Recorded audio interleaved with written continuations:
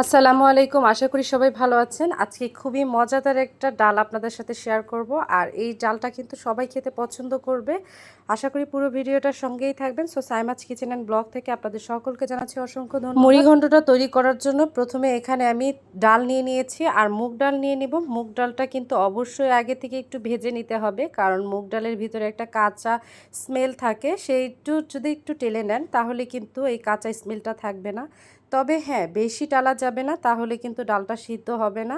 Just হালকা জালে কিন্তু এই ডালটা টেলে নিতে হবে। একটু কালার হয়ে আসলেই কিন্তু এটা সাথে সাথে নামিয়ে নিতে হবে।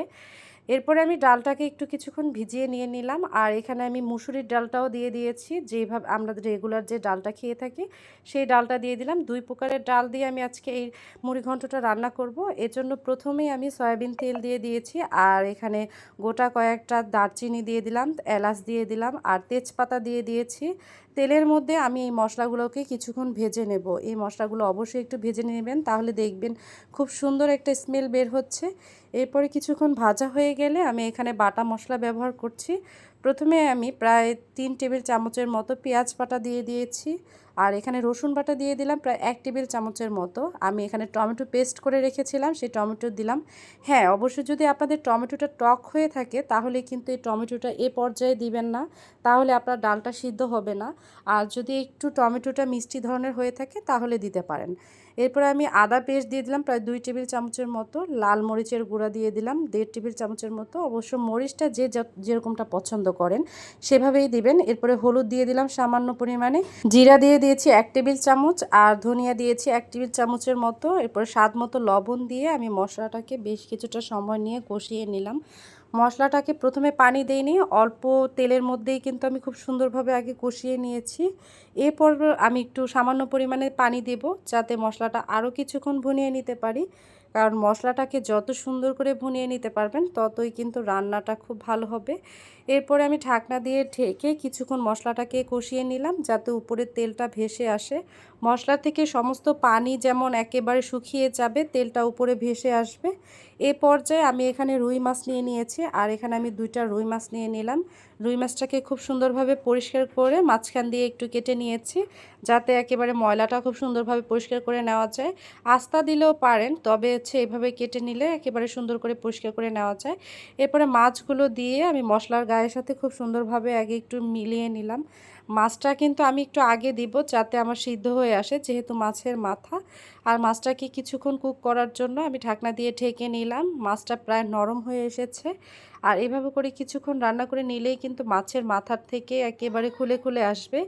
আর এইভাবে করে আমি কিছুক্ষণ একটু নেড়েচেড়ে নিলাম। আর মাছের মাথা দিয়ে এই ডালটা খেতে মাশাআল্লাহ কী যে ভালো লাগে। এরপরে আমি ডালটাকে কিছুক্ষণ ভিজিয়ে রাখার পরে প্রায় ডাবল হয়ে ফুলে গিয়েছে। এরপরে ডালটা দিয়ে মাছের মাথা দিয়ে খুব সুন্দরভাবে নেড়েচেড়ে একেবারে মশলার সাথে মিশিয়ে নেব। আর এই কাজটা খুব সময় নিয়ে করবেন, কারণ ডালের সাথে মাছের মশলাটা যেন খুব সুন্দরভাবে মিলে যায়। এরপরে ঢাকনা দিয়ে ঢেকে আমি আরও কিছুক্ষণের জন্য একটু কুক করে নেব, যাতে আমার একেবারে পানিটা হালকা পরিমাণে ছিল সেটা শুকিয়ে আসে।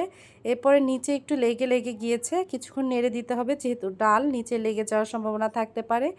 এরপর আমি গরম পানি অ্যাড করছি, এখানে অবশ্যই গরম পানি দিয়ে দিবেন, তাহলেই কিন্তু ভালো হবে। এরপর ডালে যতটুকু পরিমাণে আমি পানি দিতে চাই, ডালটা যেহেতু একেবারে আমি ঘন করব না, আবার একেবারে পাতলাও করব না, সেজন্য পরিমাণ মতো এখানে পানি দিয়ে দিয়েছি। তারপরে ডালটা প্রায় হয়ে এসেছে। এই পর্যায়ে দেখুন ডালটা আর মাছের মাথাটা একেবারে মিশে গিয়েছে। আর এরপরে আমি একটু ধনিয়া পাতা কুচি দিয়ে দিয়েছি। আমার ধনিয়া পাতাটা ফ্রোজিং করা ছিল, আপনারা চাইলে কিন্তু একেবারে ফ্রেশ ধনিয়া পাতাটা দিতে পারেন। এরপরে ধনিয়া পাতা দিয়ে আমি কিছুক্ষণ রান্না করে নিলাম। এরপরে চলে যাব বাগারের জন্য। এখানে কিন্তু লাস্টের বাগারটাই হচ্ছে মেন, এই বাগারটা দেওয়ার অবশ্যই চেষ্টা করবেন। এরপর আমি 2টা শুকনো মরিচ দিয়ে দিয়েছি, আর এখানে বেশ কিছুটা রসুন দিয়ে দিয়েছি। আমি রসুনের পরিমাণটা একটু বেশি রেখেছি। তারপরে পেঁয়াজ দিয়ে দিলাম অল্প পরিমাণে, আর এরপরে কিছুক্ষণ একটু ভেজে নেব। জাস্ট ব্রাউন কালার হয়ে আসা পর্যন্তই কিন্তু আমি ভেজে নিলাম। এই মুড়িঘণ্টের লাস্টের যে বাগারটা দেওয়া হয়, এইটা দিলেই কিন্তু খুব সুন্দর একটা স্মেল আসবে। আপনারা চাইলে এখানে আস্ত জিরাটাও দিতে পারেন, আস্ত জিরার যে ফ্লেভারটা আছে সেটাও ভালো হয়। এরপরে যেই ডালটা আগে থেকে করে রেখেছিলাম, সেই ডালের মধ্যে আমি বাগারটা দিয়ে দিলাম, দিয়ে আমি কিছুক্ষণ নেড়েচেড়ে নেব। আর বাগার দেওয়ার পরে কিন্তু বেশিক্ষণ চুলাতে রাখা যাবে না, তাহলে কিন্তু টেস্টটা ভালো আসবে না। বাগার দেওয়ার কিছুক্ষণ পরেই নামিয়ে নিতে হবে। আর আপনাদেরকে নামিয়ে আমি পরিবেশন করে দেখাচ্ছি কতটা পারফেক্ট হয়েছে। এটা খেতে কিন্তু মাশাআল্লাহ অনেক ভালো হয়েছিল। কেমন লাগলো অবশ্যই কমেন্ট করে জানাবেন।